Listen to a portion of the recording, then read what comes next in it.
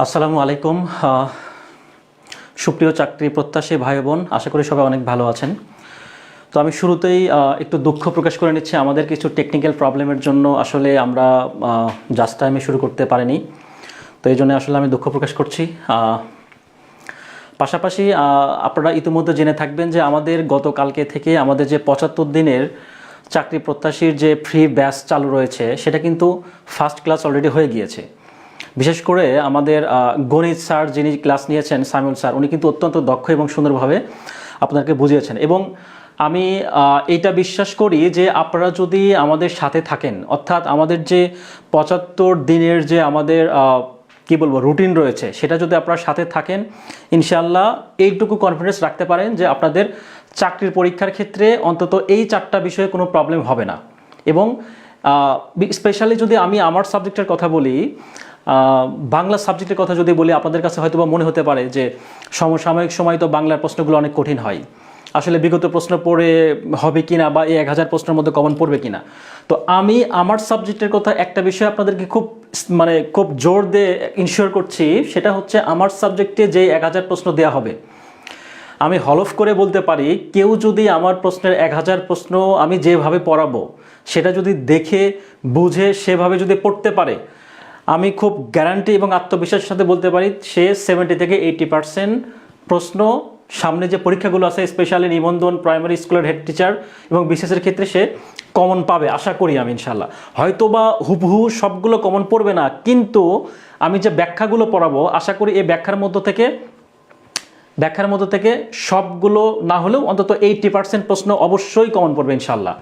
Just শুধু আপনাদের কাজ হচ্ছে যে ফ্রি বলে অবহেলা করার কোনো সুযোগ নাই। হ্যাঁ, আপনাদের কাছে এটা ফ্রি মানে অনেক কিছু মনে হতে পারে, বাট আমরা হচ্ছে একদম প্রতিজ্ঞাবদ্ধ। আপনি বা আপনারা আমাদের সাথে থাকবেন কিনা সেটা দেখলে আমাদের পড়ানোর আমরা কীরকম ডেডিকেটেড, কীরকম পড়ানো চিন্তা ভাবনা করছি, এগুলো দেখলে আপনারা বুঝতে পারবেন। ঠিক আছে, তো যাই হোক কথা বেশি বাড়াবো না, তবে আরেকটা কথা বলে নেই, সেটা হচ্ছে আমাদের যে পার্সোনাল যে গ্রুপ রয়েছে, আমাদের পেজের মেইন ইংলিশ মজা জব পেজের গ্রুপে পোস্টের লিঙ্ক দেওয়া থাকবে। ঠিক আছে, দয়া করে আমাদের সেই পার্সোনাল গ্রুপে সবাই অ্যাড হয়ে নেবেন।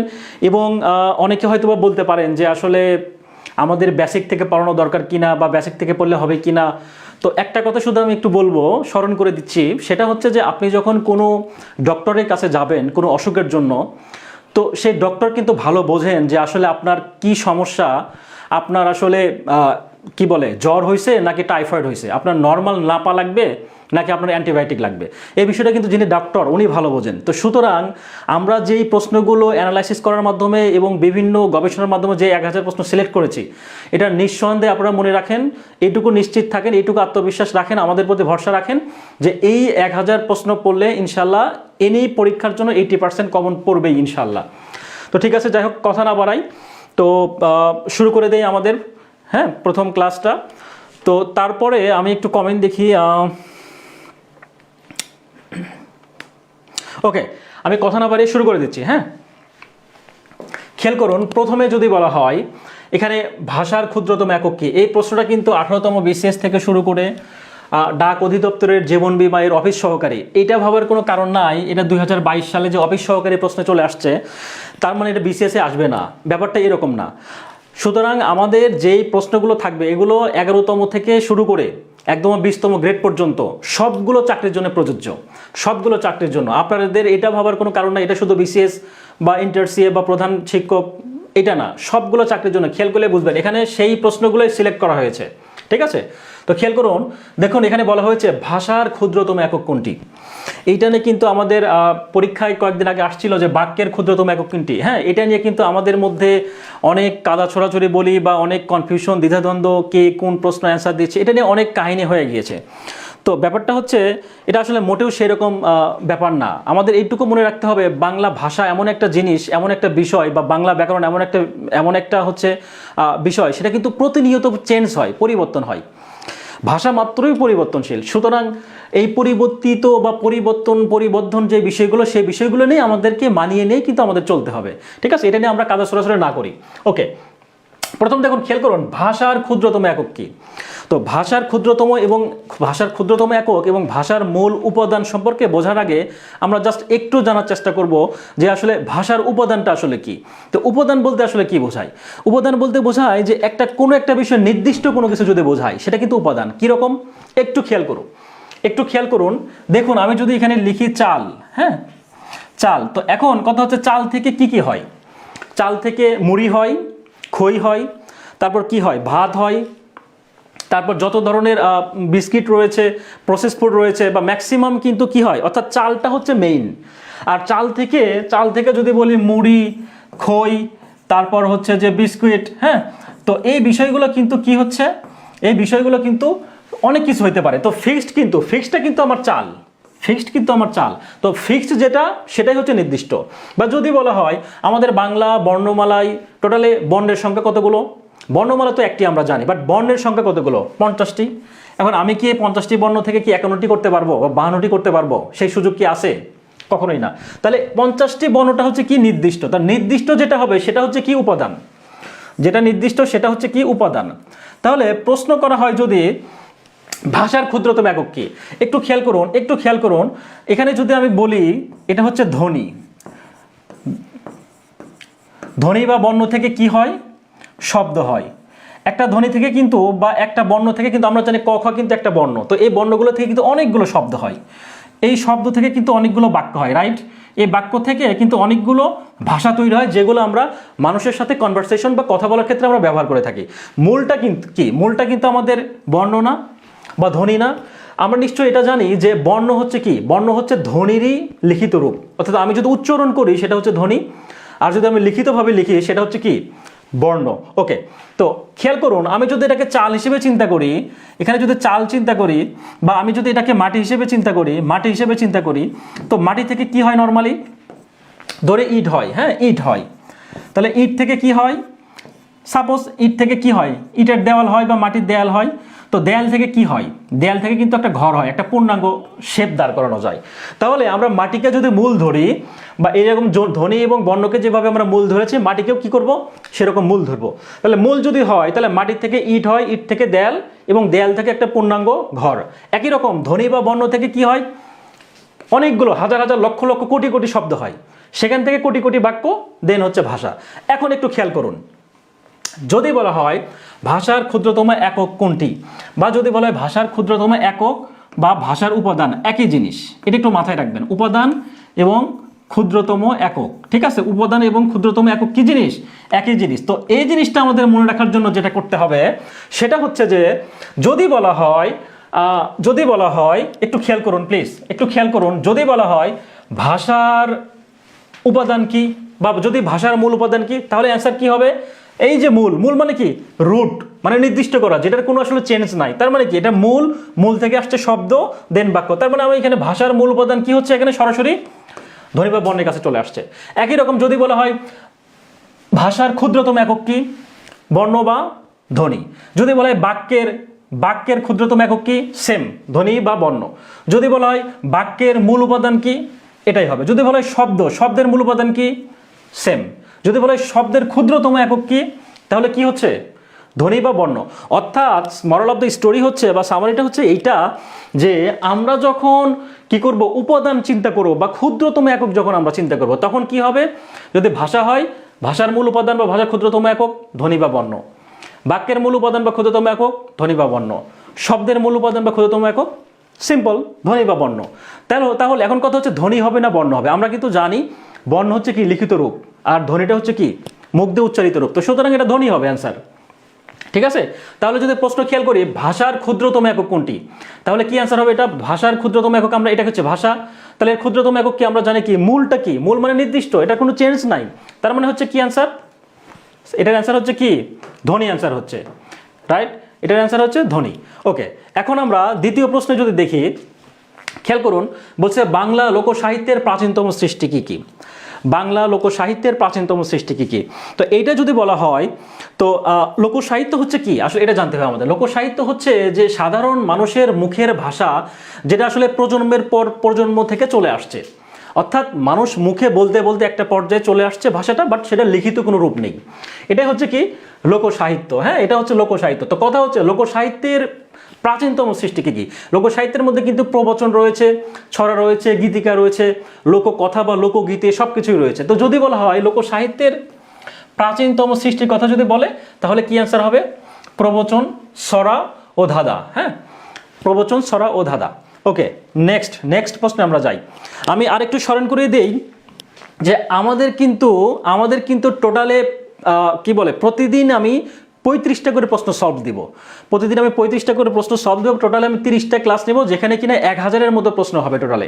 বাট আমার প্রশ্নটা যদিও 1000, বাট এখান থেকে কিন্তু আমি যে ব্যাখ্যা পড়াবো, সে ব্যাখ্যার ভিতর থেকে চিন্তা করলে সেই প্রশ্নটা হচ্ছে 3000 বা 4000 গিয়ে দাঁড়াবে। আমি যে ধ্বনি এবং উপাদান এবং এককের যে পড়ার নিয়মটা পড়িয়েছি, তো এটা কিন্তু একটা নিয়ম জাস্ট। এখান থেকে একাধিক প্রশ্ন তৈরি করা যাবে। তো সুতরাং আমার ক্লাসের গুরুত্বটা এতটাই বেশি যে আমি পড়াবো একটা, বাট আমার এখান থেকে একাধিক নৈমিত্তিক বা এমসিকিউ অটোমেটিক তৈরি হয়ে যাবে। তো সুতরাং আমাদের একটু মনোযোগ দিতে হবে। ওকে, যদি বলা হয় কোনটি ঘোষ অল্প প্রাণবর্ণ? বিদ্যুৎ ও জ্বালানি সম্পদ মন্ত্রণালয় ছিল এবং 15তম শিক্ষক নিবন্ধনের কোশ্চেন ছিল। তো এটা কিন্তু আমরা কিন্তু অনেকেই জানি। হ্যাঁ, অনেকেই জানি কি পড়ছি আমরা, ঘোষ, অঘোষ, অল্পপ্রাণ, মহাপ্রাণ কি পড়ছি, 1, 3, 5 বা জোর বিজোর।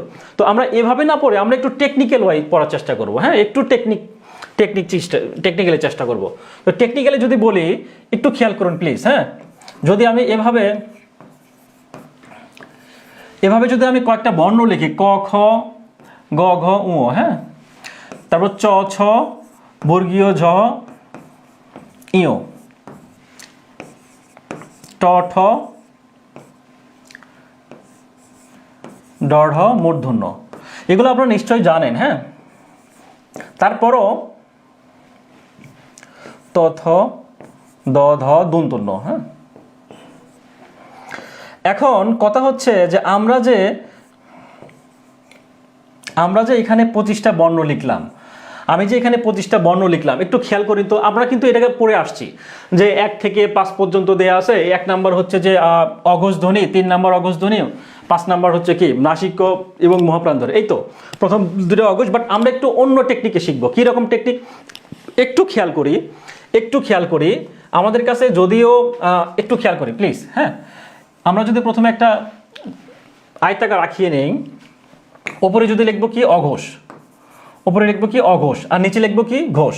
এগুলো জাস্ট একদম ইজি মুখস্থ করার মতো। হ্যাঁ, ম্যাথ করার মতো, এগুলো জাস্ট ম্যাথ করার মতো। আমরা কিন্তু অনেক সময় পরীক্ষার হলে কি করি, পরীক্ষার হলে কিন্তু আমরা ম্যাথ রাফ করি। হ্যাঁ, ম্যাথ রাফ করি। ঠিক মনে করবেন যে এটা আমাদের একটা রাফ করার মতো। হ্যাঁ, রাফ করে নেব। আচ্ছা, অল্পপ্রাণ, মহাপ্রাণ, অঘোষ, ঘোষ। একটু খেয়াল করুন, আমি যদি এখানে 1 নাম্বার দেই, এখানে 2 নাম্বার দেই, এখানে 3 নাম্বার দেই, আর এখানে 4 নাম্বার। এখন একটু খেয়াল করুন, এই জিনিসটা একদম ইজি। আমাদের অল্পপ্রাণ এবং ঘোষ, অঘোষ, এই জিনিসটা একদম ইজি। জাস্ট একটু খেয়াল করুন। ফার্স্ট অফ অল আমাদের কি করতে হবে, একটা এরকম ছক আঁকাইতে হবে। উপরে লিখবো কি অঘোষ, নিচে হচ্ছে ঘোষ, বাম পাশে অল্পপ্রাণ, ডান পাশে হচ্ছে কি মহাপ্রাণ। এখন কথা হচ্ছে, এখন এই জিনিসটা অনেকে মনে হইতে পারে যে এই সামান্য একটা প্রশ্নের জন্য এভাবে লিখতে হবে। বিশ্বাস করুন, এই জিনিসটা যখন আপনি পড়বেন বুঝে বুঝে, এই জিনিসটা পরীক্ষার সেন্টারে গিয়ে আপনার লেখার প্রয়োজন পড়বে না। আপনি যখন বারবার রিভিশন দিবেন বা এইভাবে যখন চিন্তা করবেন, তখন কিন্তু অটোমেটিক্যালি এই জিনিসগুলো মাথায় চলে আসবে। খেয়াল করুন, এখানে প্রশ্ন কি আসছে, কোনটি ঘোষ এবং অল্পপ্রাণ বর্ণ? আমি যদি সবগুলো অপশন টেস্ট করি, এখানে থ, তাহলে আমি যদি এটাকে 1 নাম্বার চিন্তা করি, একটু কাইন্ডলি খেয়াল করবেন প্লিজ, একটু মনোযোগ দিবেন সবাই। হ্যাঁ, তাহলে এটা যদি আমি 1 নাম্বার ধরি, এটা 2 নাম্বার, 3, 4, 5। হ্যাঁ, 5 নাম্বার মানে কি, এই সবগুলো আমরা জানি যে এগুলো হচ্ছে কি নাসিক্য, রাইট? এটা তো আমরা জানি নাসিক্য। তার মানে এটা আমরা বাদ দিয়ে 4টা ধরি, তাহলে ক, খ, গ, ঘ। এখানে কি ক এর মান হচ্ছে সবগুলো ক থেকে 1 নাম্বার, এটা 2, এটা 3, এটা 4, এই তো কথা। এখন যদি বলা হয় অপশনে দেওয়া আছে থ নাম্বার, থ নাম্বার কয় নাম্বারে আছে? তাহলে আমি যদি দেখি ত, থ 2 নাম্বার, তাহলে এখানে 2 নাম্বার ঘর কোন পাশে? এই যে এখানে। তার মানে এখানে আমি 2 এর পাশে থ বসাইলাম। এখন কথা হচ্ছে যে তাহলে থটা আসলে ঘোষ না অঘোষ, অল্প না মহাপ্রাণ, সেটা কি দেখবো? এখানে যে আমি থ বসাইলাম, এখানে যে আমি থ দিলাম, তো এখানে যে আমি থটা দিলাম, হ্যাঁ, একটু খেয়াল করে দেখবেন, এখানে কিন্তু অঘোষ এবং মহাপ্রাণ, এখানে এই 2 পাশে কি থাকলো? অঘোষ এবং মহাপ্রাণ। তার মানে কি এই থ ধ্বনি হচ্ছে যে কি অঘোষ এবং মহাপ্রাণ। এখানে কি প্রশ্ন চাইছে, কোনটি ঘোষ এবং অল্পপ্রাণ? তাহলে এটা কিন্তু অ্যান্সার হচ্ছে না। তাহলে দ্বিতীয় অপশন টেস্ট করব, ড নাম্বার। ড নাম্বারটা কয় নাম্বারে আছে? ট, ঠ, ড 3 নাম্বার। তাহলে 3 নাম্বারে যদি আমি দেখি, তাহলে এখানে একটু বসাই, ড বসাই, হ্যাঁ এখানে আমরা ড বসাই, এখানে ড বসাই। তো ডটা হচ্ছে যে কি 3 নাম্বার, তাহলে এখানে কি আছে অল্প প্রাণ এবং ঘোষ, তাহলে প্রশ্ন কি আছে অল্প প্রাণ এবং ঘোষ, এই যে এখানে এটাই রাইট অ্যান্সার। কোনটি ঘোষ অল্প প্রাণ ধ্বনি, হ্যাঁ এই যে কোনটি ঘোষ অল্প প্রাণ, তারপর কি ঘোষও বলছে এবং অল্প প্রাণও বলছে, ঘোষ এবং অল্প প্রাণ দুটার কথা বলছে।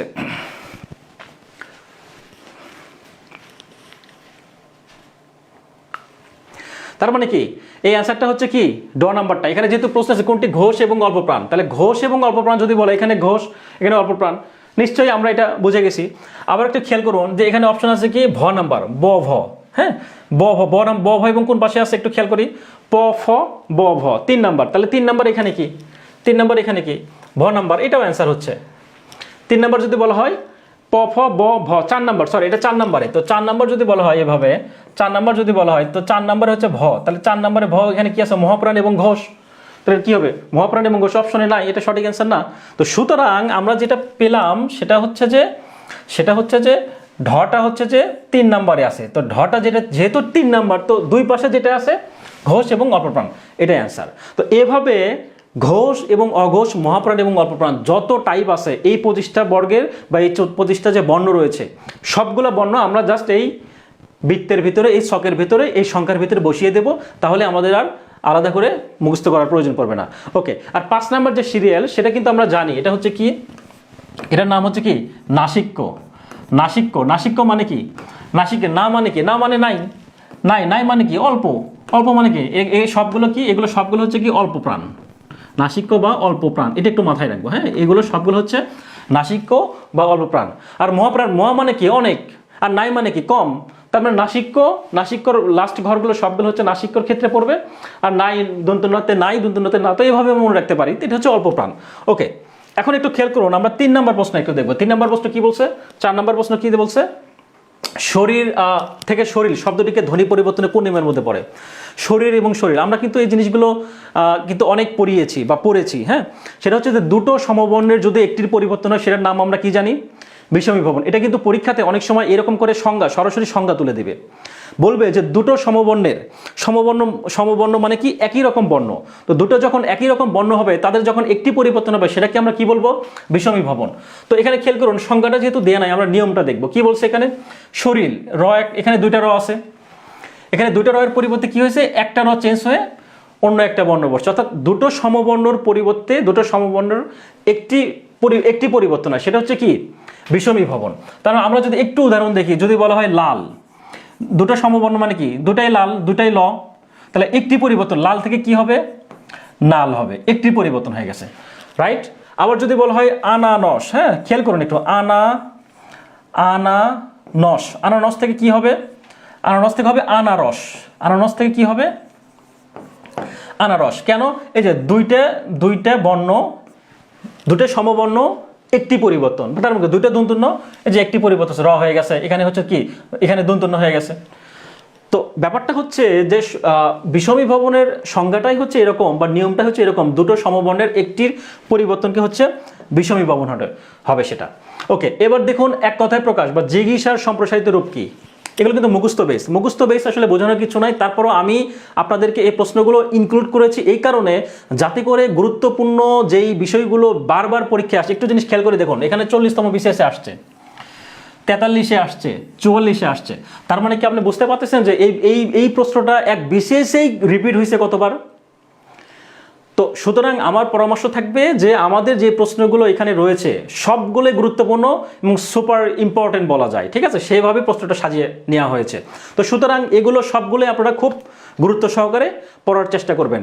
ওকে, এবার খেয়াল করি কোনটি জিজ্ঞাসার সম্প্রসারিত রূপ, এটা যদি বলা হয় তাহলে কি হবে জয় করার ইচ্ছা, এটা হচ্ছে অ্যান্সার। যদি বলে জানিবার ইচ্ছাকে কি বলে, জানিবার ইচ্ছাকে বলে হচ্ছে জিজ্ঞাসা, হ্যাঁ জানিবার ইচ্ছাকে জিজ্ঞাসা বলে। আর হরণ করিবার ইচ্ছাকে কি বলে, জিঘাংসা, হরণ করাবার ইচ্ছাকে জিঘাংসা, হরণ করার ইচ্ছা হচ্ছে জিঘাংসা, এক কথায় বলে হচ্ছে জিঘাংসা। আর যুদ্ধ করিবার ইচ্ছা কি বলে, জুজুৎসা, কি বলে জুজুৎসা, যুদ্ধ করিবার ইচ্ছা। এগুলো জাস্ট বোঝানোর কিছু নাই, এগুলো দয়া করে একটু মুখস্থ করে নেবেন, ঠিক আছে, একটু মুখস্থ করার বিষয়, এগুলো মেমোরাইজের বিষয়।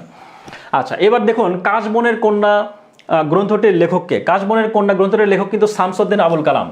শামসুদ্দিন আবুল কালাম, এই প্রশ্নটা আসছে কি 24তম বিসিএস, যেটা আসলে বাতিল হয়ে গিয়েছিল, এবং 4র্থতম বিজিএস অর্থাৎ সহকারী জজের পরীক্ষা যেটা আর কি, সেখানে আসছে। কাশবনের কন্যা এটা 1954 সালে প্রকাশিত হয়।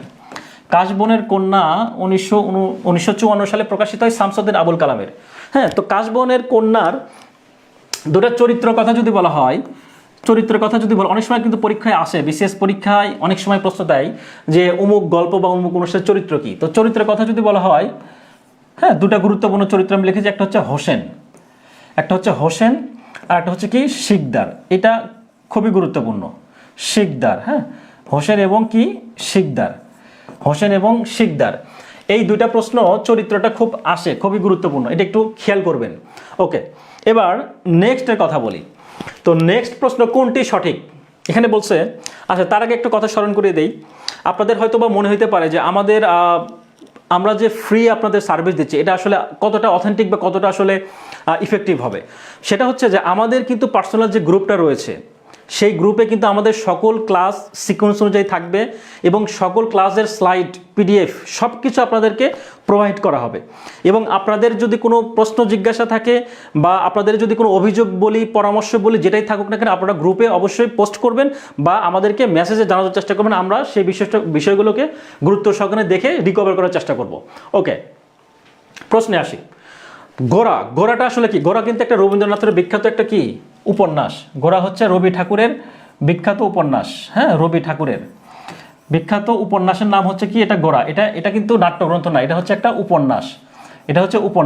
তো সেকেন্ড খ নম্বর অপশনে কি দেওয়া আছে? বিদ্রোহী কাব্যগ্রন্থ না। বিদ্রোহী কি? বিদ্রোহী একটা কবিতা। বিদ্রোহী হচ্ছে একটা কবিতা, এটা আছে। বাট আমাদের প্রশ্ন চাইছে কি কোনটি সঠিক।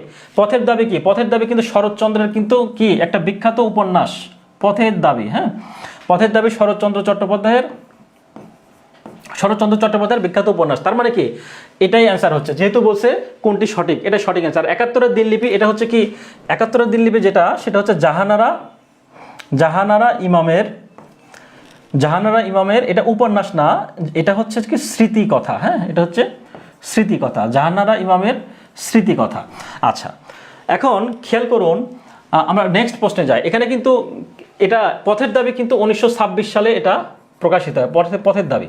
আমি গুরুত্বপূর্ণ যেগুলো সাল দরকার নাই সেগুলো আমি লিখবো না, কারণ যেটা দরকার আমি সেটাই লেখার চেষ্টা করবো। ঠিক আছে, একটু সালটা মিলিয়ে নেন। পথের দাবি 1926 সালে উপন্যাসটা প্রকাশিত হয়। ওকে, এবার খেয়াল করুন, চলচ্চিত্র শব্দের সন্ধি বিচ্ছেদ কি?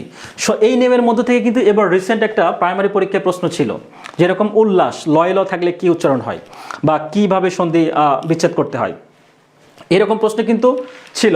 একটু খেয়াল করুন, যদি চয়ে চ, বর্গীয় জয়ে জ, ডয়ে ড, তারপর হচ্ছে লয়ে ল, পয়ে প, তারপর হচ্ছে পয়ে প, তারপর যদি বলা হয় তয়ে ত,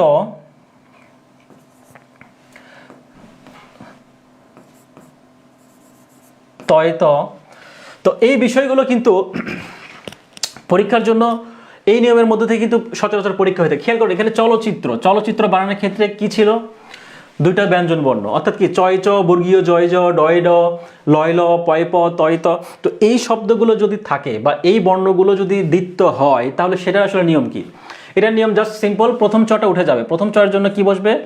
খণ্ডত্ব অথবা দ বসবে, এবং পরে যেটা থাকবে সেই চটা থাকবে। খেয়াল করুন, তাহলে চলচ্চিত্রটা যদি আমি খেয়াল করি, প্রথম চয়ের জন্য খণ্ডত্ব বসালাম, আর সামনে যেটা ছিল সেটা থাকবে। তাহলে চলো যোগ কি হবে? লাস্টে যেটা আছে তাই। তাহলে লাস্টে যেটা আছে সেটা চিত্র লিখলাম, প্রথম চয়ের জন্য খণ্ডত্ব। ঠিক আছে, চলো এমন কথা যে কোথায় খণ্ডত্ব আর কোথায় দ বসবে, এটা আসলে বাংলা বানানের নিয়মের মধ্যে পড়ে। আর বাংলা বানানের ক্ষেত্রে হয় কি, যে আপনি যখন এটা পূরণ করতে যাবেন বা এটা যখন আপনি সঠিক অ্যান্সার করতে যাবেন, তখন আপনি অটোমেটিক্যালি চলে আসবে, এটা করতে গিয়ে বুঝতে পারবেন। ঠিক আছে, এটার ওইরকমভাবে আহামরি নিয়ম নাই, বা ওটা আসলে বানানের নিয়মের মধ্যে পড়ে আর কি। ওকে, তো যদি বলা হয় উড্ডিন, তো উড্ডিনের সন্ধি বিচ্ছেদ কি হবে? উড্ডিনের যদি সন্ধি বিচ্ছেদ করি তাহলে কি হবে? একটা ডয়ের রস্যটা ঠিক আছে, একটা ডয়ের পরিবর্তে কি হবে? খণ্ডত্ব হবে, কারণ আমরা জানি কি দুইটা ড আছে, একটা ড উঠেছে, খণ্ডত্ব হবে। যোগ কি বসবে? যা পরের দিনটা বসবে। ওঠেন। তারপরে চলচ্চিত্র মানে কি, এখানে কোনটা আছে সঠিক, এই যে চলচ্চিত্র, তার মানে 2 নাম্বারটা সঠিক অ্যান্সার। ওকে, তাহলে যদি বলা হয় উল্লাস, এটা প্রাইমারি পরীক্ষার প্রশ্ন ছিল এবার, যদি বলা হয় উল্লাস তাহলে উল্লাসের সন্ধি বিচ্ছেদটা কি করব? এখানে কিন্তু 2টা বর্ণ রয়েছে, তো 2টা বর্ণের ক্ষেত্রে যেটা হবে সেটা হচ্ছে কি হবে, রস্যও হবে, একটা ল উঠে দিয়ে কি হবে উদ, যোগ কি হবে লাস হবে। তেমন কথা হচ্ছে দটা কোথায় বসবে এটা একটু খেয়াল করি। যদি বলা হয় বিপদ, আচ্ছা যদি বলা হয় বিপদজনক, হ্যাঁ বিপদজনক, তাহলে কি হবে, বর্গীয় জয় জ আছে, তার মানে এটা কি হবে বিপদ, এখানে কি এটা কিন্তু খণ্ডত্ব না হয়ে কি হবে দ হবে, বিপদ যোগ কি হবে জনক। ওকে, কি কথা কি ক্লিয়ার? আশা করি বুঝতে সমস্যা হচ্ছে না। তারপরে যদি আপনাদের কোথাও বুঝতে প্রবলেম হয় অবশ্যই কমেন্টে জানিয়েবেন, হ্যাঁ কমেন্টে জানাবেন দয়া করে।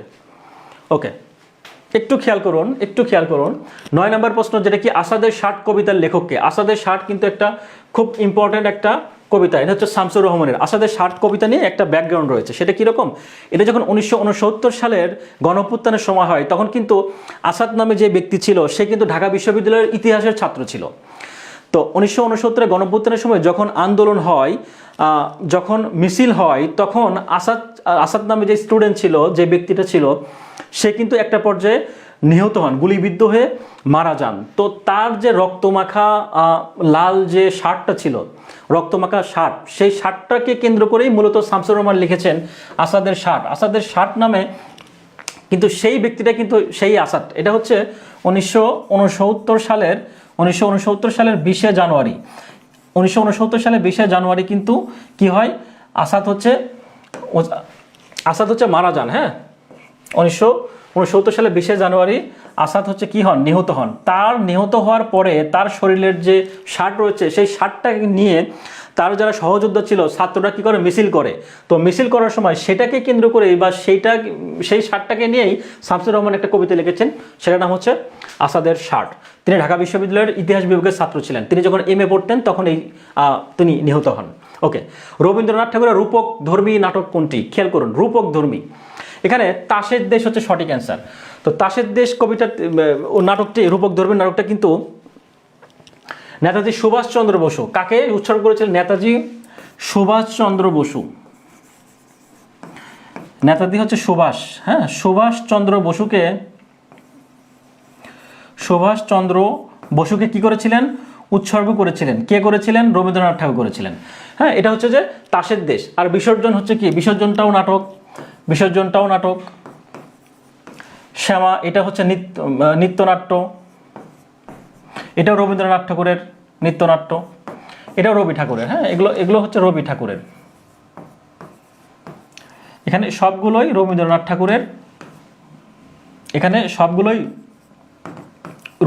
ঠাকুরের, নাটক রয়েছে।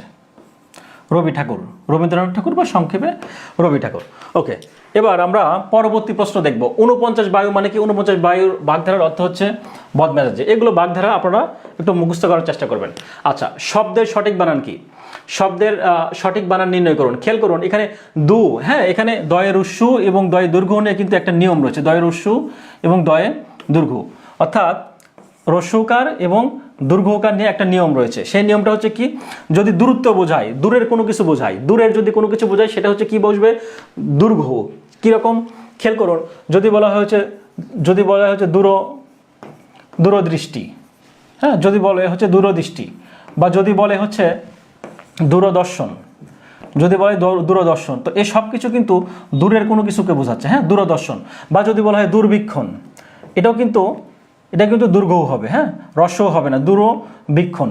কেন হবে? কারণ আমরা জানি যে দয়ের পরে বা দীর্ঘও যদি বোঝায় তাহলে সেটা হচ্ছে যে, এবং এটা যদি দূরত্ব বোঝায় তাহলে কিন্তু হচ্ছে দীর্ঘটা হবে। হ্যাঁ, দীর্ঘটা হবে, এটা হবে। এটাকে যদি আমরা এভাবে লিখি, এটারই লিখিত রূপ বা সংক্ষিপ্ত রূপকে বলা হয় দীর্ঘ, আর এটা হচ্ছে কি হ্রস্ব। তাহলে আমরা খেয়াল করলাম যদি দূর বোঝায় সেক্ষেত্রে কি হবে, দূর হ্রস্বকার। আর যদি কাছে বোঝায় অর্থাৎ দূর বাদে অন্য কিছু বোঝায় সেক্ষেত্রে কি হবে, হ্রস্বকার। এখানে সবগুলো হ্রস্বকার হয়েছে, তাহলে আমরা কি বুঝবো, দূরবস্থা, এখানে বস্তা বানানটা ভুল, দূরবস্থা ঠিক আছে বাট এখানে আকার হবে না, তার মানে এটা কি দূরবস্থা, এটা সঠিক অ্যান্সার। এখানে এখানে বানানটা ত আছে, ভুল আছে, একটু খেয়াল করে। আর রস্যকারের কথা যদি বলা হয়, কয়েকটা উদাহরণ কথা যদি বলি, যদি বলা হয় দুর্ঘটনা, হ্যাঁ, আমরা কিন্তু সারা জীবন একটা কথা বলে না, একটি দুর্ঘটনা সারা জীবন কান্না, সারা জীবনের কান্না। দুর্ঘটনা, যদি বলা হয় দুর্নীতি, এগুলো কিন্তু সবগুলো কি হবে, রস্যকার হবে। দুর্নীতি বানান কিন্তু সবগুলো রস্যকার হবে, একটু খেয়াল করতে হবে। হ্যাঁ, যেহেতু দূরের জিনিস বোঝাচ্ছে না, তবে এক্সেপশনাল কিছু ব্যতিক্রম কিছু নিয়মের কথা যদি বলি, যদি বলা হয় দূষিত, এটা কিন্তু কোনো নিয়ম মানে না, এগুলো হচ্ছে যে ব্যতিক্রম নিয়ম। তো ব্যতিক্রম নিয়মের ক্ষেত্রে কোনো নিয়ম নাই, এগুলো ডাহা মুখস্থ, ঠিক আছে, কোনো কথা নাই। দূষিত, তারপর কি দূষণীয়, এগুলো আসলে কোনো নিয়ম মানে না, দূর কাছে বলে কোনো কথা নাই, এগুলো আসলে নিয়ম মানে না। দূষিত বা দূষণীয় এই বিষয়গুলো, বা দূষণ, বা যদি বলি দূষণ, তো এই বিষয়গুলো আসলে কোনো নিয়ম মানে না। আচ্ছা, ওকে, তাহলে নেক্সট পরবর্তী প্রশ্ন একটু খেয়াল করি। যদি বলে লাঠালাঠি কোন সমাস? যে কোনো চাকরির পরীক্ষার ক্ষেত্রে সমাস খুবই গুরুত্বপূর্ণ প্রশ্ন, খুবই গুরুত্বপূর্ণ টপিক এবং খুবই গুরুত্বপূর্ণ, এটা প্রতি বছরের প্রশ্নে আসে। তো খেয়াল করুন, দেখুন এখানে যদি বলে লাঠালাঠি কোন সমাস, এটা কিন্তু খুব ইজি একটা জিনিস। এখানে লাঠালাঠি কিন্তু প্রথম ধাতুর কথা যদি চিন্তা করে, লাঠা, হ্যাঁ, এখানে একটা কি সরেয়া রয়েছে, সরেয়া, এটা হচ্ছে কি, এটা হচ্ছে সরেয়া যোগ একটা কি রয়েছে, লাঠি, রস্যই রয়েছে, এটা কি সরেয়া যোগ লাঠি। লাঠির বানানোর ক্ষেত্রে খেয়াল করব রস্যই, এই রস্যই মানে এই যে এটা, তার মানে একটা সরেয়া যোগ রস্যই যদি থাকে, তার মানে সেটা কি হবে, কোনো ধাতুর পরে যদি সরেয়া এবং কি রস্যই যুক্ত হয়ে যে সমাসটা হবে, সেটা হচ্ছে কি সমাস হবে, এটা হচ্ছে বেতিহার বহুব্রী সমাস। এবং পূর্বপদ এবং পর্ব, অর্থাৎ দুটো ধাতুই কি রকম হবে, একই রকম হবে। খেয়াল করুন, যদি বলে লাঠালাঠি, হাতাহাতি, কানাকানি, হ্যাঁ, তারপর চোলাচলি, এই সবগুলো কিন্তু কি হবে, বেতিহার বহুব্রী সমাসের উদাহরণ। ওকে, নেক্সট প্রশ্ন একটু দেখব। যদি বলে গ্রাম বার্তা প্রকাশিকা, গ্রাম বার্তা প্রকাশিকা এর সংবাদদাতা হিসেবে কাজ করতেন কে? একটু খেয়াল করুন, এটা খুবই গুরুত্বপূর্ণ প্রশ্ন, এটা খুবই গুরুত্বপূর্ণ প্রশ্ন। এখান থেকেই কিন্তু বিসিএসে একবার প্রশ্ন আসছিল যে গ্রাম বার্তা প্রকাশিকা নিয়ে কিছু প্রশ্ন ছিল এরকম। তো গ্রাম বার্তা প্রকাশিকার যিনি সম্পাদক, তার নাম হচ্ছে কাঙাল হরিনাথ। তার নাম কি বললাম, কাঙাল হচ্ছে হরিনাথ। গ্রাম বার্তা প্রকাশিকার গ্রাম বার্তা প্রকাশিকা সংবাদপত্রের সম্পাদক হচ্ছে কাঙাল হরিনাথ। তো কাঙাল হরিনাথ উনি হচ্ছে যে কুষ্টিয়া জেলার কুমারখালীতে মূলত এই তো উনি হচ্ছে কি করেছিলেন, গ্রাম বার্তা প্রকাশিকা যে রয়েছে, সংবাদপত্রটা রয়েছে, সেটা কিন্তু প্রকাশনা শুরু করেছিলেন। তো ওখানেই কিন্তু মীর মোশাররফ হোসেন তার কাছে কি করেন, সাংবাদিকতা শুরু করেন। তো এখানে প্রশ্ন হচ্ছে কি, গ্রাম বার্তা প্রকাশিকার সংবাদদাতা হিসেবে কাজ করতেন কে? তাহলে মীর মোশাররফ হোসেন। তো মীর মোশাররফ হোসেন নিয়ে কিন্তু একটা মজার একটা কাহিনী রয়েছে, কাহিনীরা হয়তো আপনারা অনেকে জেনে থাকবেন। সেটা হচ্ছে মীর মোশাররফ হোসেন শুরুতে কিন্তু তার বাসাও কিন্তু কুষ্টিয়াতেই, যেহেতু এটা হচ্ছে কুষ্টিয়া জেলার কুমারখালী, এটা যদি বলি, তো কাঙাল হরিনাথ উনি কিন্তু গ্রাম বার্তা প্রকাশিকা হচ্ছে কি বলেছেন, কোথায়, কুষ্টিয়া জেলার কুমারখালী উপজেলাতে। কুষ্টিয়া জেলার কোথায়, কুষ্টিয়া জেলার কুমারখালী উপজেলাতে কি করেছেন, কুষ্টিয়া জেলার কুমারখালী উপজেলাতে গ্রাম বার্তা প্রকাশিকা নামক একটা পত্রিকা সম্পাদনা করেছিলেন। তো ওখানে কাজ করতেন কে, সাংবাদিকতা হিসেবে মীর মোশাররফ হোসেন। তো মীর মোশাররফ হোসেনের যেটা বলছিলাম, মজার একটা গল্প রয়েছে। কীরকম, মীর মোশাররফ হোসেনের একটা মজার গল্প রয়েছে এরকম, তার উদাসীন পথিকের মনের কথা নামে একটা আত্মজীবনী রয়েছে মীর মোশাররফ হোসেন। তো সে তার আত্মজীবনীতে লিখেছেন এরকম, সে কিন্তু 2টা বিয়ে করেছিলেন। সেটার পেছনে একটা একটা মজার গল্প রয়েছে, পাশাপাশি দুঃখের গল্প। ব্যাপারটা এরকম যে তিনি যখন মেয়ে দেখতে যাবেন, তাকে যেই মেয়েটা দেখানো হয়েছিল, অর্থাৎ বড় বোনকে পছন্দ করে আসছিলেন, কিন্তু ছোট বোনকে পছন্দ করে আসছিলেন, কিন্তু দুর্ভাগ্যবশত কি হয়, তাকে বড় বোনের সাথে বিয়ে দেওয়া হয়। অর্থাৎ তাকে দেখানো হয়েছে একটা মেয়েকে, কিন্তু বিয়ে দেওয়া হয় তারই বড় বোনের সাথে, বা অন্য মেয়ের সাথে বিয়ে দেওয়া হয়। তো এই বিষয়টা তাকে আসলে খুব কষ্ট দেয়। পরবর্তীতে এই কারণে তিনি আরও একটা বিয়ে করেছিলেন। তো যাই হোক, উদাসীন পথিকের মনের কথার মধ্যে তিনি এই আত্মজীবনীতে এই গল্পটা লিখেছেন। তো যাই হোক, আমরা ওইদিকে যাচ্ছি না, এখন আমরা নেক্সট প্রশ্নে যাচ্ছি। ওকে, 15 নম্বর হচ্ছে কি, নগর এবং গ্রামের পটভূমিতে রচিত উপন্যাস কোনটি? নগর এবং গ্রামের পটভূমিতে, নগর মানে কি, শহর এবং গ্রামের, বা নগর এবং গ্রামের পটভূমিতে উপন্যাস হচ্ছে যে নিঃসন্ধানী। এটা কার লেখা?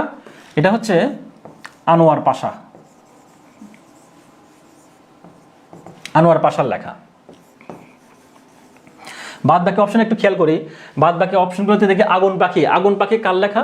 বিখ্যাত একটা উপন্যাস। আগুন পাখি কিন্তু মূলত হাসান আজিজুল হক স্যার। হ্যাঁ, হাসান আজিজুল হক স্যার কিন্তু উনি রাজশাহী বিশ্ববিদ্যালয়ের দর্শন বিভাগের একজন শিক্ষক ছিলেন। হ্যাঁ, হাসান আজিজুল হক স্যার উনি রাজশাহী বিশ্ববিদ্যালয়ের দর্শন বিভাগের শিক্ষক ছিলেন এবং বাংলাদেশের দার্শনিকদের মধ্যে উনি একজন ছিলেন। তো ওনার কবর কিন্তু রাজশাহী বিশ্ববিদ্যালয়ের কেন্দ্রীয় গ্রন্থাগারের পাশেই দেয়া রয়েছে। আর যাই হোক, ওইদিকে আমরা যাচ্ছি না। তো আগুন পাখি হচ্ছে মূলত কি দেশভাগ নিয়ে, অর্থাৎ 47 সালে যে দেশভাগ হয় সেই দেশভাগের কাহিনী নিয়ে তার এই আগুন পাখিটা লেখা। আর জীবন পথের যাত্রী এটা লিখেছেন হচ্ছে আবুল ফজল। জীবন পথের যাত্রী উপন্যাসটি লিখেছেন হচ্ছে আবুল ফজল। এটা মূলত নগর কেন্দ্রিক বা শহর কেন্দ্রিক জীবনকে কেন্দ্র করে লেখা হয়েছে। এটা মূলত শহর কেন্দ্রিক জীবনকে, হ্যাঁ, এটা মূলত শহর কেন্দ্রিক জীবন বা নগর কেন্দ্রিক জীবনে তিনি আবুল ফজলের উপন্যাস লিখছেন। পোকামাকড়ের ঘর বসতি হচ্ছে কি সেলিনা হোসেন। পোকামাকড়ের ঘর বসতি হচ্ছে কে লিখেছেন? সেলিনা হোসেন। তো সেলিনা হোসেন পোকামাকড়ের ঘরবসতি কিন্তু এটার মূল উপজীব্য বিষয়ের কথা যদি বলা হয়, বাংলাদেশের যে দক্ষিণ পূর্ব অঞ্চলে যেই সমুদ্র অঞ্চলে যে অঞ্চলগুলো রয়েছে, অর্থাৎ সমুদ্র অঞ্চলের কক্সবাজার বা সেই সামুদ্রিক মানুষদের যে জীবন কাহিনী, তাদের যে দুঃখ দুর্দশা, সেগুলো নিয়ে কিন্তু এই মূলত হচ্ছে সেলিনা হোসেন পোকামাকড়ের ঘরবসতি নামে একটা উপন্যাস লেখেন। ওকে, এখন বাক্যে প্রশ্নবোধক থাকলে কতক্ষণ সময় থামতে হয় একটু খেয়াল করুন। এই বাক্যের প্রশ্নবোধক চিহ্ন এটা হচ্ছে কি জ্যোতি ও বিরাম চিহ্নের প্রশ্ন, জ্যোতি এবং কি বিরাম চিহ্নের প্রশ্ন। আপনাদেরকে একটা কথা বলে দেই, সামনে যে ইন্টারসিএ পরীক্ষা আসতেছে, আপনি 100%-এর মধ্যে 110% নিশ্চিত থাকেন এই অধ্যায় থেকে একটা প্রশ্ন আসবেই আসবে। আপনাদের যদি অবিশ্বাস হয় আপনি খাতায় লিখে রাখেন, 100%-এর মধ্যে আমি গ্যারান্টি দিলাম, যদি না আসে তারপর আমাকে বলবেন। যদি এবং বিরাম চিহ্ন থেকে একটা প্রশ্ন 100% আসবে নিবন্ধন পরীক্ষাতে সামনে। এবং সেই প্রশ্নগুলো সাধারণত কী টাইপের হয়ে থাকে, যে বাক্যে প্রশ্নবোধক থাকলে কতক্ষণ সময় থামতে হয়। আমরা যে জানি জ্যোতি বিরাম চিহ্ন যে 11টা রয়েছে, এখানে কতক্ষণ থামতে হয়? 1 সেকেন্ড। প্রশ্নগুলো কিন্তু ইজি, তারপরেও কিন্তু পরীক্ষার হলে মাথা গরম হয়ে কিন্তু অনেক কিছু গোলায় যায়। এটা চিন্তা করতে হবে, এটা মাথায় রাখতে হবে। তো 1 সেকেন্ড আর কি লাগে, কোথায় আর কি চিহ্নের ক্ষেত্রে 1 সেকেন্ড থামতে হয় একটু খেয়াল করি। দাড়ির ক্ষেত্রে, তারপর কি প্রশ্নবোধকের ক্ষেত্রে, একটা বিস্ময় সূচকের ক্ষেত্রে বিস্ময় সূচক চিহ্ন, তারপর কি রয়েছে কোলনের ক্ষেত্রে, কোলন। হ্যাঁ, এটা কিন্তু এইরকম, কোলনটা কিন্তু এরকম না, এটা কিন্তু মাথায় রাখ। কোলন এবং বিসর্গ কিন্তু আমাদের চিনতে হবে। এই কোলন হচ্ছে দুইটা ফোঁটার মতো, অর্থাৎ সাপ যখন কামড় দেবে মানুষকে, সাপ কামড়ানোর পরে যেভাবে রক্ত ফোঁটা বের হয়, দুইটা, এটা হচ্ছে কোলন। আর যেটা রিংয়ের মতো, অর্থাৎ আপনি ব্যায়াম করেন, এই দুইটা, এটা হচ্ছে কি, এটা হচ্ছে যে বিসর্গ। এটা হচ্ছে বাংলা ব্যঞ্জনমালার একটা হচ্ছে কি বর্ণ। হ্যাঁ, এটা হচ্ছে বিসর্গ। বাংলা ব্যঞ্জনমালা যে ব্যঞ্জন ধ্বনি রয়েছে 39টা, সেই ব্যঞ্জন বর্ণ 39টার মধ্যে একটা বর্ণ হচ্ছে যে এটা হচ্ছে কি বিসর্গ। তো এটা না, বিসর্গ তো একটা বর্ণ, এটা না, আমরা জানতেছি কি এখন। আর এই দুটো ফোঁটা হচ্ছে কি, হচ্ছে কোলন, তারপর হচ্ছে কি কোলন ড্যাশ এবং ড্যাশ। এই যে পাঁচটা, এই পাঁচটার ক্ষেত্রে সবগুলোর ক্ষেত্রে কি হয়, এই পাঁচটার ক্ষেত্রে 1 সেকেন্ড থামতে হয়। সবগুলোর ক্ষেত্রে কতক্ষণ থামতে হয়? 1 সেকেন্ড। আপনি ধরেই নিতে পারেন সামনে 19তম ইন্টারেস্টের ক্ষেত্রে এখান থেকে একটা প্রশ্ন হবে, ধরে নিতে পারেন, লিখে রাখতে পারেন। এখান থেকে না হলে অন্তত এই অধ্যায় থেকে হবে, মাস্ট হবে।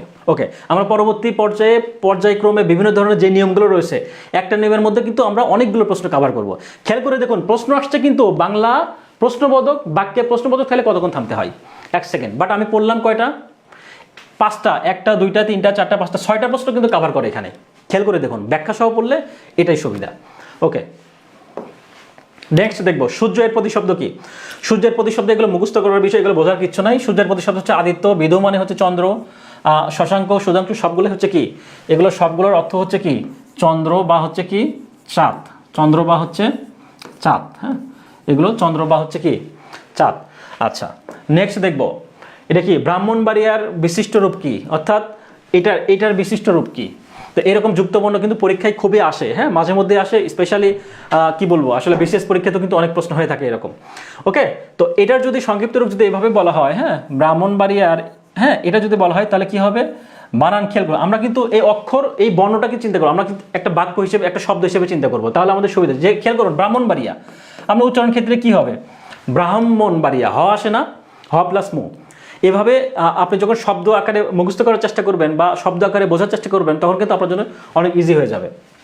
আর যদি বলা হয় দুত্তুক্ষর ক্ষেত্রে কি হয়, আমরা এটা সবাই জানি, করযোগ কি হবে, মূর্ধন্যস্য। যদি বলা হয় পঞ্চম বানানের ক্ষেত্রে কি আছে আমরা জানি, তো এটা এভাবে বানান যদি থাকে তাহলে এটা আমরা কি হবে, ইয় যোগ চ। ওকে, এগুলো আপনারা জানেন, তারপরেও আপনাদেরকে একটু রিকল করে দিচ্ছি। ওকে, ব্রাহ্মণ বানানের ক্ষেত্রে যদি বলা হয় ব্রাহ্মণ, তো এটা কিভাবে হয়, প্রথমে দেখব হচ্ছে কি ক প্লাস মূর্ধন্যস্য সমান দুত্তুক্ষ হইল, তারপর হচ্ছে কি হবে একটা ম। ঠিক আছে, তো এভাবে আমরা বোঝার চেষ্টা করব। ঠিক আছে, আশা করি আপনাদের বুঝতে প্রবলেম হচ্ছে না। ওকে গুড, অনেকেই কমেন্ট করেছেন, শুদ্ধ অ্যান্সার কমেন্ট করেছেন, গুড। আমাদের যদি ক্লাসে যদি কোনো প্রবলেম হয়, আপনাদের যদি কোনো প্রবলেম হয় বোঝার, সেক্ষেত্রে কমেন্টে জানাবেন। আমরা পরবর্তীতে, আমি যদি এখন নাও দিতে পারি অ্যান্সার বা আমি দেখছি, পরবর্তীতে কী করবো, আমি অ্যান্সারগুলো দেওয়ার চেষ্টা করব। বিশেষ করে আমাদের যে গ্রুপটা রয়েছে, পার্সোনাল যে আমাদের গ্রুপ রয়েছে, ইংলিশ মজার জব গ্রুপ যেটা রয়েছে, ইংলিশ মজার জব গ্রুপ যেটা রয়েছে, সবাই একটু রিকোয়েস্ট দিবেন। হয়তোবা আমাদের একটু টেকনিক্যাল প্রবলেম বা আমাদের একটু চাপের জন্য হয়তোবা আপনাদেরকে অ্যাড করতে একটু সময় লাগতে পারে, কিন্তু অবশ্যই ওখানে গ্রুপে অ্যাড দেবেন। আমরা অবশ্যই আপনাদেরকে সবাইকে পর্যায়ক্রমে ওখানে অ্যাড করে নেওয়া হবে। ঠিক আছে, ওকে। এখন নেক্সট প্রশ্ন দেখব, মুক্তিযুদ্ধ ভিত্তিক উপন্যাস 9। এখানে কিন্তু খেয়াল করতে হবে 9-এর কথা বলছে, মুক্তিযুদ্ধ ভিত্তিক উপন্যাস কোনটি সেটা বলেনি। মুক্তিযুদ্ধ ভিত্তিক উপন্যাস 9 কোনটি, তাহলে খেয়াল করুন, 2 সৈনিক, রাইফেল রটি আওরাত, নেকড়ে অরণ্য, এই সবগুলোই হচ্ছে যে মুক্তিযুদ্ধ ভিত্তিক। 2 সৈনিক এবং নেকড়ে অরণ্য লিখেছেন হচ্ছে কে, শওকত ওসমান। শওকত ওসমানের লেখা হচ্ছে কি 2 সৈনিক এবং নেকড়ে অরণ্য।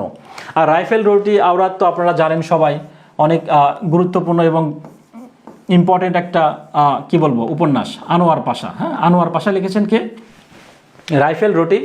আর ওদের কাদো নদী কাদো লিখেছেন কে, সৈয়দ ওয়ালিউল্লাহ। সৈয়দ ওয়ালিউল্লাহ এটা কিন্তু খুবই গুরুত্বপূর্ণ একটা উপন্যাস, ওয়ালিউল্লাহ। ঠিক আছে, সৈয়দ ওয়ালিউল্লাহর কাদো নদী কাদো খুবই গুরুত্বপূর্ণ একটা উপন্যাস। তো সৈয়দ ওয়ালিউল্লাহ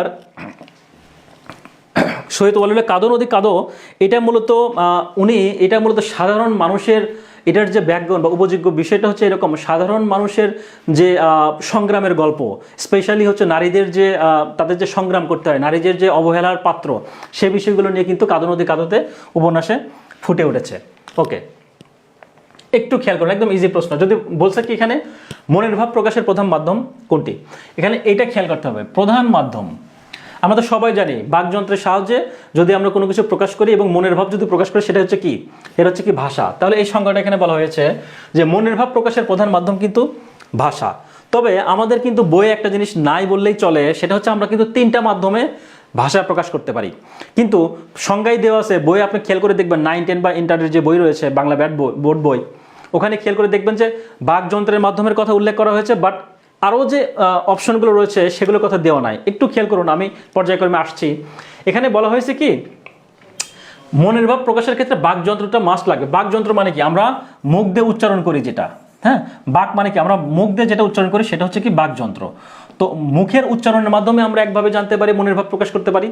আর একটা হচ্ছে কি আকার ইঙ্গিতের মাধ্যমে, আকার এবং ইঙ্গিতের মাধ্যমে আমরা কি করতে পারি, আমাদের মনের ভাব প্রকাশ করতে পারি। তো আকার এবং ইঙ্গিতের মাধ্যমে আসলে এটা কিভাবে আমরা জানবো, সেটা জানার একটা সহজ উপায় হচ্ছে এরকম, যে আপনি খেয়াল করুন যে আপনি যখন একটা কোথাও যাবেন, কোনো ঘরে প্রবেশ করবেন, বা আপনি সাপোজ কোথাও ডক্টরের কাছে গিয়েছেন, তো খেয়াল করে দেখবেন ওখানে কিন্তু আপনি জাস্ট টোকা দেবেন, টোকা দেওয়ার পরে কি লেখা আসবে, টোকা দেওয়ার পরে লেখা আসবে, কোনো কিছু বলবে না, জাস্ট টোকা দিলেন, ও অপোজিট পাশ থেকে কি বলবে, ভেতরে আসুন।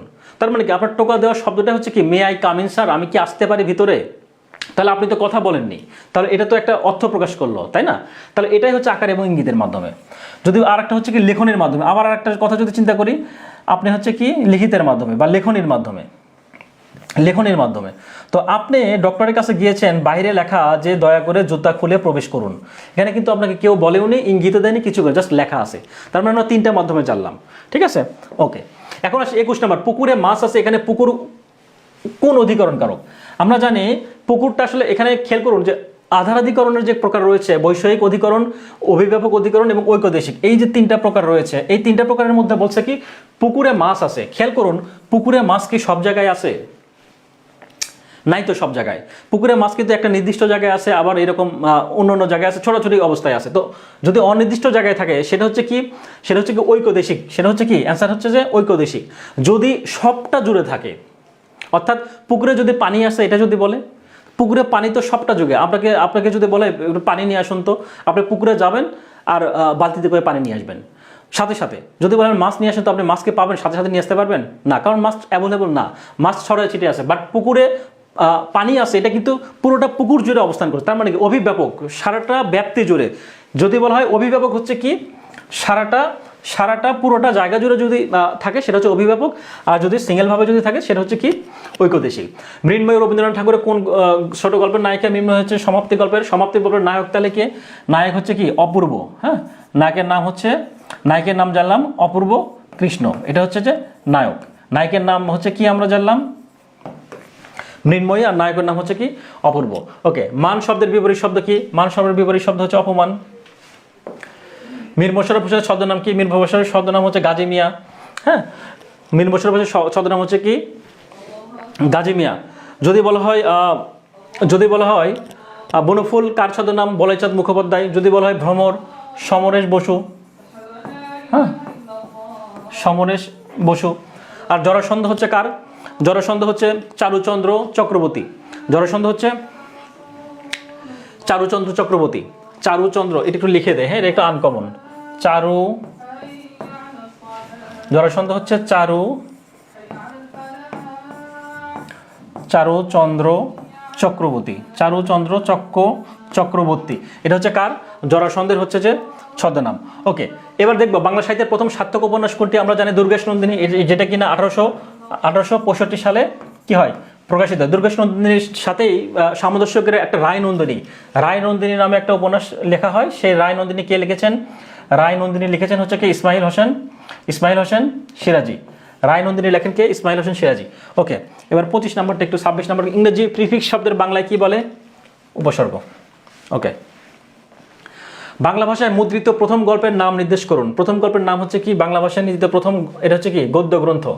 প্রথম হচ্ছে কি এটা হচ্ছে কি গল্প গ্রন্থ। প্রথম বাংলা ভাষায় মুদ্রিত প্রথম হচ্ছে গ্রন্থ। আচ্ছা, প্রথম গ্রন্থের নাম কথা বলছে কি কথোপকথন কার লেখা? এটা উইলিয়াম কেরি। কথোপকথন হচ্ছে উইলিয়াম কেরির লেখা, উইলিয়াম কেরি। ওকে, আর লিপিমালা হচ্ছে কে? লিপিমালা হচ্ছে রামরাম বসু। হ্যাঁ, লিপিমালা হচ্ছে রামরাম বসু। এটা হচ্ছে যে 1802 সালে, আর এটা হচ্ছে যে কি 1801 সালে। ওকে, এটা হচ্ছে 1801। নেক্সট হচ্ছে কি নিত্য পুরুষবাচক শব্দ। নিত্য পুরুষবাচক শব্দ এটা কিন্তু প্রাইমারি পরীক্ষায় প্রশ্ন ছিল। অর্থাৎ প্রাইমারি প্রশ্নটা এরকম ছিল যে কার হচ্ছে যে হয় না, লিঙ্গান্তর হয় না এটা। তো নিত্য পুরুষবাচক শব্দের কিন্তু লিঙ্গান্তর হয় না। তো এখানে রাষ্ট্রপতি আছে, এখানে এরকম রাষ্ট্রপতি ছাড়াও কি শব্দ রয়েছে? কবিরাজ। যদি বলে কবিরাজ। কৃতদার মানে কি? কৃতদার মানে হচ্ছে বিবাহিত। আর অকৃতদার মানে কি? অকৃতদার মানে হচ্ছে কি অবিবাহিত। অকৃতদার মানে হচ্ছে অবিবাহিত। ওকে, নেক্সট প্রশ্ন আমরা দেখবো একটু। এখানে বলছে করিজেন্ডাম মানে হচ্ছে কি শুদ্ধিপত্র। করিজেন্ডাম মানে হচ্ছে শুদ্ধিপত্র। বীরত্ব শব্দটি কোন পদ? বীরত্ব শব্দটি হচ্ছে বিশেষ্য পদ বা হচ্ছে কি নাউন। আমরা জানি নাউন। বীরত্বর ক্ষেত্রে যদি বলা হয় বীর, তাহলে এটা কিন্তু অ্যাডজেক্টিভ। হ্যাঁ, এটা কিন্তু অ্যাডজেক্টিভ বা হচ্ছে কি বিশেষণ, একটু বিশেষণ। হ্যাঁ, বীরত্ব নাউন, আর হচ্ছে বীর হচ্ছে অ্যাডজেক্টিভ। ওকে, মধ্যযুগের কবি নন কে? মধ্যযুগের কবি এগুলো সবাই বরুচন্ডী দাস, গোবিন্দচন্দ্র জ্ঞানদাস, সবাই কবি। মধ্যযুগের কবি নয় কে? জয়নন্দী হচ্ছে কে ছিলেন? জয়নন্দী হচ্ছে চর্যাপদের রচয়িতা। চর্যাপদের 46 নাম্বার পদ তিনি রচনা করেছেন। কে? জয়নন্দী। তিনি প্রাচীনকালের কবি ছিলেন। সেলিম হোসেন রচিত নিজের গ্রন্থগুলোর মধ্যে কোনটি ভাষা আন্দোলনের পটভূমিতে রচিত? কোনটি ভাষা আন্দোলনের পটভূমিতে কথা বলছে কোনটা? ভাষা আন্দোলনের কথা যদি বলা হয়, যাপিত জীবন ভাষা আন্দোলন নিয়ে লেখা হয়েছে। নিরন্তর ঘটের দুটাই ভাষা আন্দোলন সম্পর্কে লেখা হয়েছে, বাট এটা 1947 থেকে শুরু করে 1947 থেকে 52। হ্যাঁ, যেহেতু এটা হচ্ছে যে বেশি স্পেসিফিক। হ্যাঁ, এটা নিরন্তর ঘণ্টা দুটোও এটাও ভাষা আন্দোলন, কিন্তু অ্যান্সার এখানে হবে কি যাপিত জীবন, এটা বেশি অ্যাপ্রোপ্রিয়েট অ্যান্সার। আর খোলো করতাল এবং গায়ত্রী সন্ধ্যা এটা হচ্ছে ত্রয়ী উপন্যাস। গায়ত্রী সন্ধ্যা হচ্ছে কি ত্রয়ী উপন্যাস। এই ত্রয়ী উপন্যাসটা হচ্ছে কি এটা 28 বছর অর্থাৎ 1947 থেকে শুরু করে 1975 সালের এই যে 28 বছরের সামাজিক এবং রাজনৈতিক বিষয় নিয়ে এই গায়ত্রী সন্ধ্যা নামক উপন্যাসে তিনি আলোচনা করেছেন। ওকে, পরবর্তী প্রশ্নে কি বলা হয়েছে আমরা একটু খেয়াল করি। এখানে বলা হয়েছে যে নিচের গ্রন্থগুলোর মধ্যে কোনটি কাব্যগ্রন্থ নির্দেশ করুন। কাব্যগ্রন্থ বলেছে, এখানে প্রশ্ন আসছে কি সড়ক ও জনপথ অধিদপ্তরের উপসহকারী প্রকৌশল, যেখানে পরীক্ষা ছিল 2003 সালে। খেয়াল করি নিচের কোনগুলোর মধ্যে কাব্যগ্রন্থের কথা বলছে। কারণ কাব্যগ্রন্থ, হ্যাঁ, তো আমরা এখানে জানবো যে কাব্যগ্রন্থ কোনটি। পদ্মা নদীর মাঝি, তিতাসী একটি নদীর নাম, তারপর সাত সাগরের মাঝি এবং কালিন্দী। খেয়াল করি পদ্মা নদীর মাঝি কিন্তু আমরা জানি এটা কার, মানিক বন্দ্যোপাধ্যায়ের একটা হচ্ছে উপন্যাসের নাম। উপন্যাসের নাম তিতাসী একটি নদীর নাম, এটাও কিন্তু একটা উপন্যাসের নাম। কি লিখেছেন? অদ্বৈত মল্লবর্মণ। তারপর সাত সাগরের মাঝে, তার মানে অ্যান্সার হচ্ছে কি সাত সাগরের মাঝে। এটা কি? এটা কাব্যগ্রন্থ। এই কাব্যগ্রন্থ লিখেছেন কে? ফররুখ আহমেদ। সাত সাগরের মাঝে কাব্যগ্রন্থ লিখেছেন হচ্ছে ফররুখ আহমেদ। আর কালিন্দী যেটা রয়েছে এটা কিন্তু একটা উপন্যাসের নাম, যেটা কিনে লিখেছেন কে? তারাশঙ্কর বন্দ্যোপাধ্যায়। তারাশঙ্কর বন্দ্যোপাধ্যায়। কালিন্দী উপন্যাসটি লিখেছেন কে? তারাশঙ্কর বন্দ্যোপাধ্যায়। তারাশঙ্কর বন্দ্যোপাধ্যায়। তারাশঙ্কর বন্দ্যোপাধ্যায় লিখেছেন হচ্ছে কালিন্দী উপন্যাস। এটা হচ্ছে একটা উপন্যাসের নাম, লিখেছেন কে? তারাশঙ্কর বন্দ্যোপাধ্যায়। আর সাত সাগরের মাঝে যেটা কিনা কাব্যগ্রন্থ, এটা কার কাব্যগ্রন্থ? ফররুখ আহমেদের। কার? ফররুখ আহমেদ। ফররুখ আহমেদ।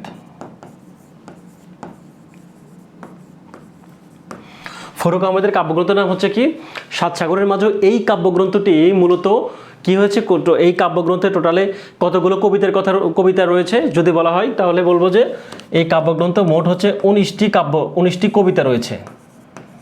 19টি কবিতা রয়েছে এবং এটা কিন্তু ফররুখ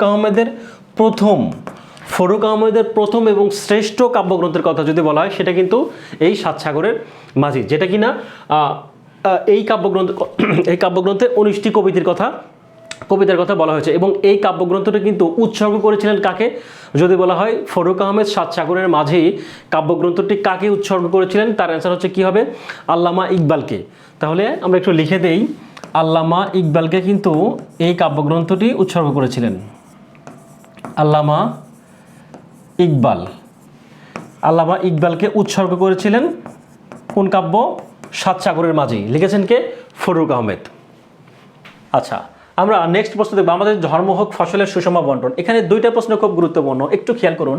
এখানে বলছে ধর্ম হোক সুষম বন্টন। এটা কিন্তু আল মাহমুদের সোনালী কাবিন নামে একটা কাব্যগ্রন্থ রয়েছে। হ্যাঁ, সোনালী কাবিন, আল মাহমুদের সোনালী কাবিন। আল মাহমুদের সোনালী কাবিন, সেই সোনালী কাবিন কাব্যগ্রন্থর একটা কবিতার লাইন এখানে, আমাদের ধর্ম হোক ফসলের সুষম বন্টন। বাট এখানে ধর্মের জায়গায় যদি বলতো আমাদের স্বপ্ন হোক সুষম বন্টন, আমাদের স্বপ্ন হোক, তাহলে সেটা হচ্ছে কি, এটার অ্যান্সার হচ্ছে কি হবে? সমর সেন। এই দুটো কিন্তু করা যাবে না। হ্যাঁ, যদি বলে আমাদের ধর্ম হোক ফসলের সুষম বন্টন, অ্যান্সার হচ্ছে আল মাহমুদ। আর যদি বলে আমাদের স্বপ্ন হোক ফসলের সুষম বন্টন, তাহলে সেটার অ্যান্সার হবে কি? এই যে এটা, সমর সেন।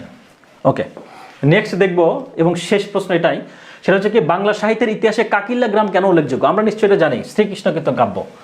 শ্রীকৃষ্ণ কীর্তন কাব্য প্রাপ্তিস্থান কিন্তু কাকিল্যা, অর্থাৎ পশ্চিমবঙ্গের বাঁকুড়া জেলার কাকিল্যা নামক গ্রামে একজন গৃহস্থের গোয়ালঘর থেকে কি করা হয়েছে?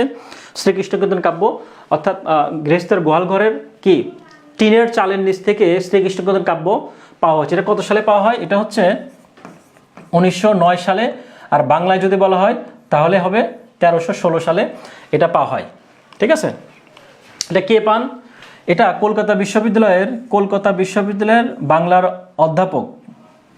হ্যাঁ, কলকাতা বিশ্ববিদ্যালয়ের বাংলার অধ্যাপক, নাম হচ্ছে বসন্ত রঞ্জন নামে যে ব্যক্তিটা রয়েছেন, তো সেই ব্যক্তি মূলত কি করেন? শ্রীকৃষ্ণ কীর্তন কাব্য এটা সংগ্রহ করেন। ওকে, তো আজকে আমাদের এই পর্যন্তই থাকবে। আশা করি আপনারা আমাদের সাথেই থাকবেন এবং আমি এইটা বলবো যে আপনারা আমাদের সাথে থাকলে আপনারা যে বেনিফিটগুলো পাবেন, এটা আসলে আপনারা জাস্ট 75 দিন পরে আপনারা টের পাবেন। আপনারা শুধুমাত্র 75টা দিন আমাদের সাথে থাকবেন, দেখবেন আপনাদের মধ্যে কতটা পরিবর্তন হয়। হ্যাঁ, এটা হচ্ছে বিষয়। আর আগামীকালকে আমাদের ছুটি থাকবে রুটিন অনুপাতে। আপনারা নিশ্চয়ই রুটিনটা জেনেছেন। শনিবার থেকে আমাদের ক্লাস হবে 6:30 এবং 8:30, অর্থাৎ আমাদের শনি, রবি, সোম, মঙ্গল, বুধ, বৃহস্পতি, অর্থাৎ শুক্রবার ছাড়া সব দিনই ক্লাস হবে হ্যাঁ, শনিবার, মঙ্গলবার এবং কি বৃহস্পতিবার এই 3 দিন ক্লাস হবে হচ্ছে যে কি জিকে এবং গণিত। অর্থাৎ জিকে ক্লাসটা হবে 6:30টায় এবং গণিত হবে 8:30টায়। আর রবি, মঙ্গল এবং বৃহস্পতি এই 3 দিন হবে এই 3 দিন হবে কি বাংলা এবং ইংরেজি। তো কথা আর না বাড়াই, আজকে এই পর্যন্তই থাক।